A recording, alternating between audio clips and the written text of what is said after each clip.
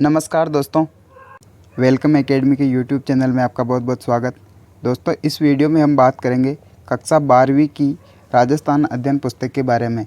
तो चलिए दोस्तों, जल्दी से वीडियो स्टार्ट करते हैं। वीडियो स्टार्ट करने से पहले आपसे रिक्वेस्ट है कि चैनल को ज़रूर सब्सक्राइब करें और वीडियो पसंद आए तो वीडियो को अपने दोस्तों के साथ शेयर ज़रूर करें। तो चलिए दोस्तों, जल्दी से हम वीडियो स्टार्ट कर लेते हैं। दोस्तों, इस वीडियो का पहला क्वेश्चन है, राजस्थान में स्थित सीमेंट कारखानों में सबसे पुराना कारखाना कौन सा है? आंसर होगा इसका लाखेरी।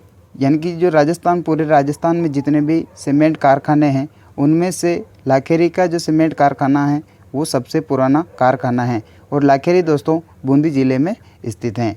अगले क्वेश्चन की ओर चलते हैं। क्वेश्चन नंबर 2 है हमारा, जवाहर सागर बांध किस ज़िले में स्थित हैं? आंसर है इसका कोटा।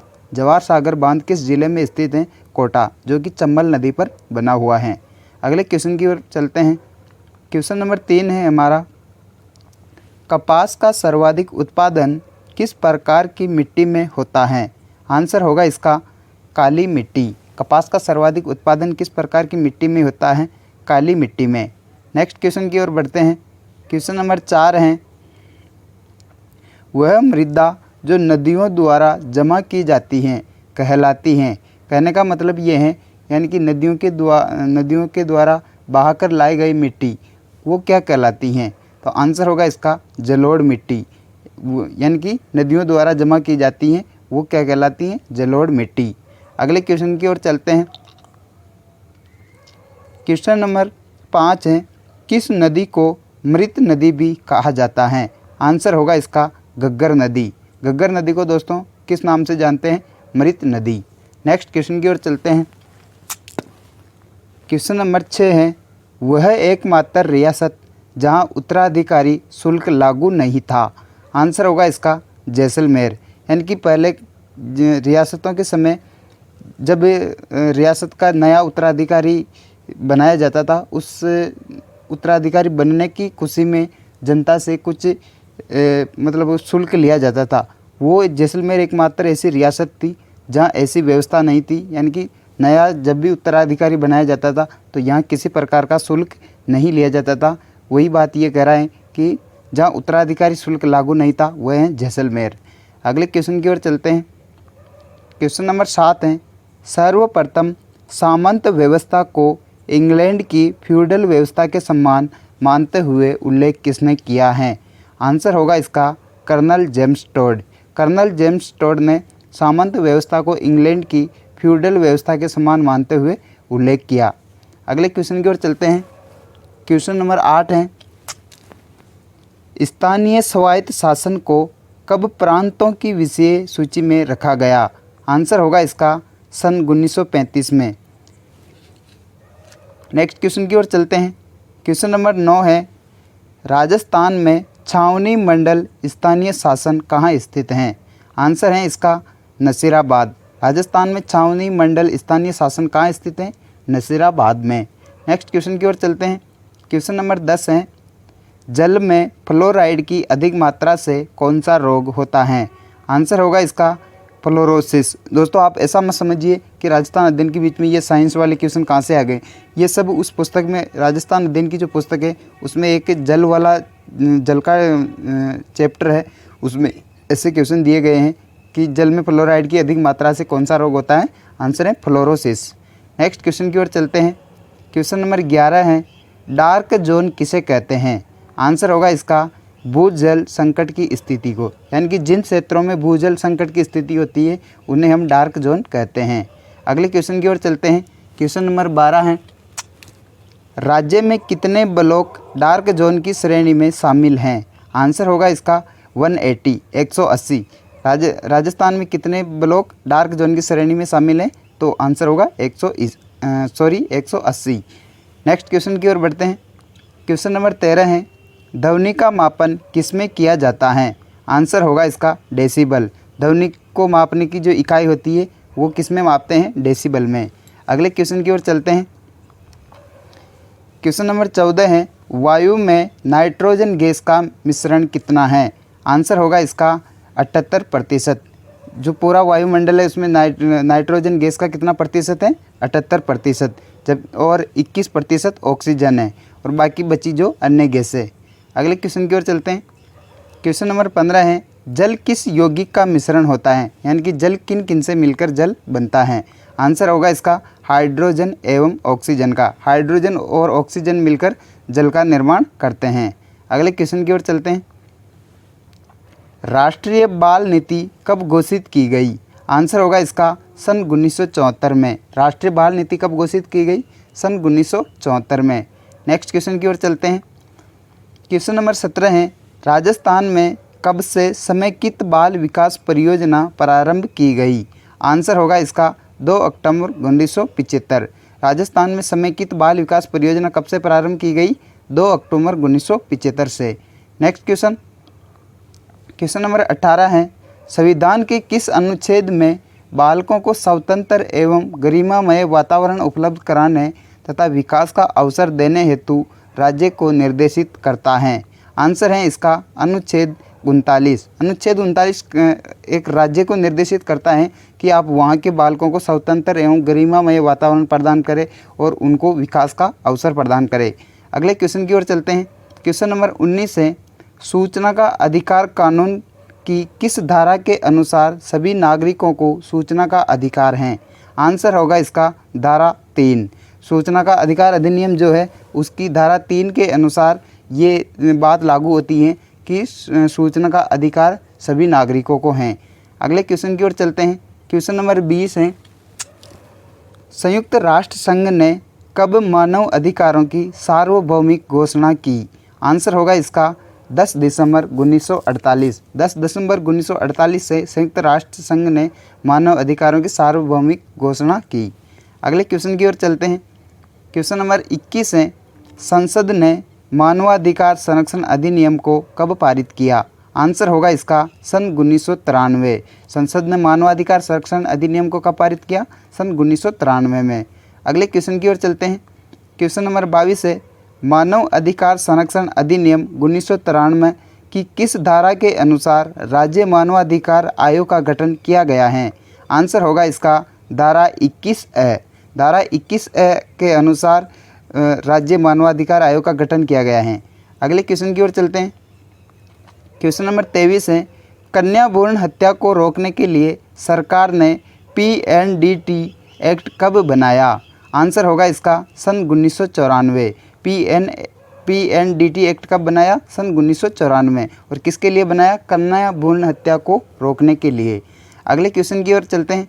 क्वेश्चन नंबर 24 है, तारकसी, यानी कि तारकसी क्या होती है, धातु के बारीक तारों से निर्मित तारकसी के लिए प्रसिद्ध हैं। आंसर होगा इसका नाथ द्वारा। जो तारकसी की कला होती है, यानी कि तारकसी उसे कहते हैं जो धातु के बारीक तारों से निर्मित कोई चीज़ बनाई जाती है, उसे तारकसी कहते हैं और उसके लिए नाथ द्वारा प्रसिद्ध हैं। नेक्स्ट क्वेश्चन दोस्तों, क्वेश्चन नंबर 25 है, झांझरिया या झांझरिया नामक आभूषण कहाँ पहना जाता है। आंसर होगा इसका पैरों में।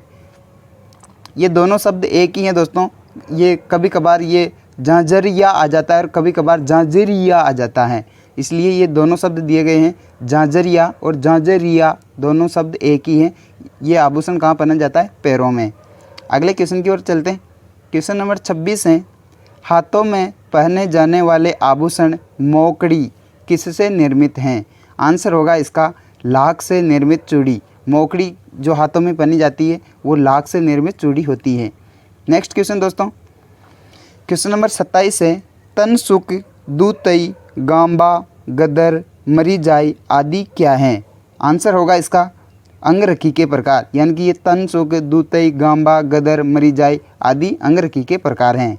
नेक्स्ट क्वेश्चन दोस्तों, क्वेश्चन नंबर 28 है, अमर शाही, उदय शाही, खंजर शाही, शिव शाही, विजय शाही और शाहजहानी किसके प्रकार हैं। आंसर है इसका पगड़ी के प्रकार, यानी कि ये जो नाम दिए गए हैं ये सभी पगड़ी के नाम हैं, ये सभी पगड़ी के प्रकार हैं।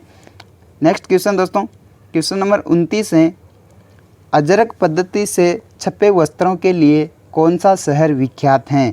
आंसर होगा इसका बाड़मेर। अजरक प्रिंट कहाँ की प्रसिद्ध है, बाड़मेर की।